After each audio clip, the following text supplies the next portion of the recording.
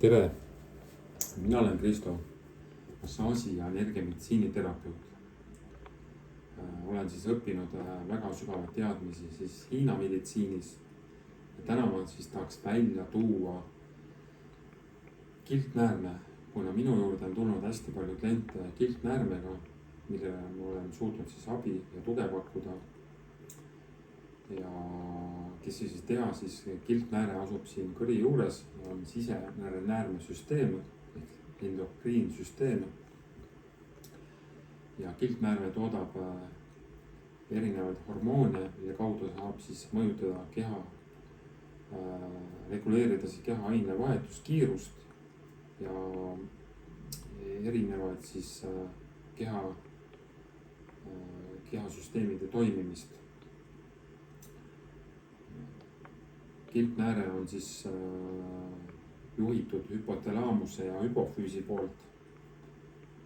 Ja mis asi on siis hüpothalaamus ja hüpofüüs? Hüpothalaamus on siis tagumine ajuosa, mille kaudu siis läbi kolmiksoendi toimib juhtimine. Et see on siis nagu tegevjuht seal ja üleval pool siis asub hüpofüüs ehk ajuripats, mille kaudu siis saab mõjutada põrnameridiaani. Ja need kaks meridiaani on väga olulised, kui seal tekib tasakaalutus, siis võib tekkida ka näiteks kiltnäärme alatalitlus.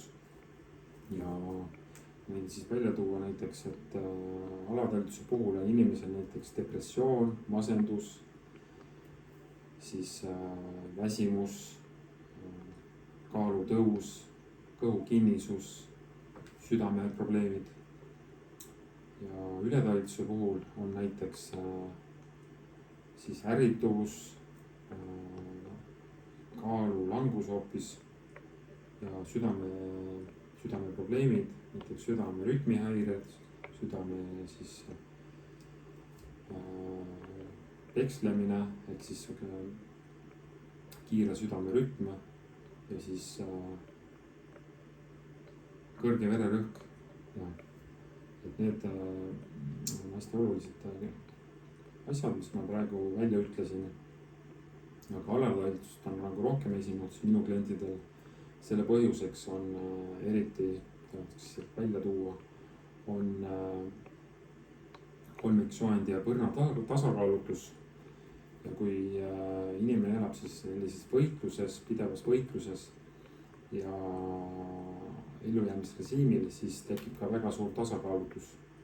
Ja siis keha ei suuda vastavalt hormoone toota. Ja siis sul see kiik läheb paigast ära, ehk siis kolmiksoend üleenergias ja põrna on alaenergias. Ja siis hakkavad tekkima erinevad autoimmuunhaigused, nagu näiteks kiltnääre on üks nendest. Ja läbi hüpothalaamuse suhtleb siis läbi kolmiksoendi ja kolmiksoendi toodab siis läbi selle siis toodetakse ühte hormooni ja omakorda siis hüpofüüsi kaudu läbi põrnameridiaani toodetakse järgmist hormooni ja läbi nende sunnitakse tootma kiltnäärmes ühte väga olulist hormooni nagu türoksiini, mida keha on siis võimeline ise tootma. Aga kui seal asjad on tasakaal väljas, siis keha ei oska ega suuda seda toota. Ja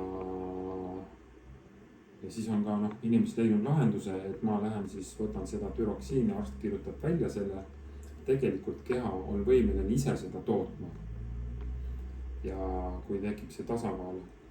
Ja mina siis läbi siis Hiina siis meditsiini siis nende akupunktide suudan selle tasakaalu saavutada. Ja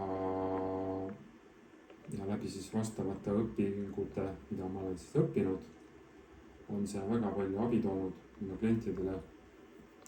Ja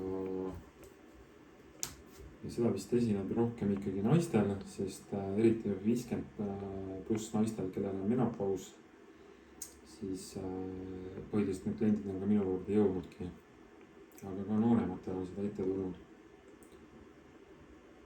vot selline huvitav loeng minu poolt, aga aitäh, et vaatasite. Raul.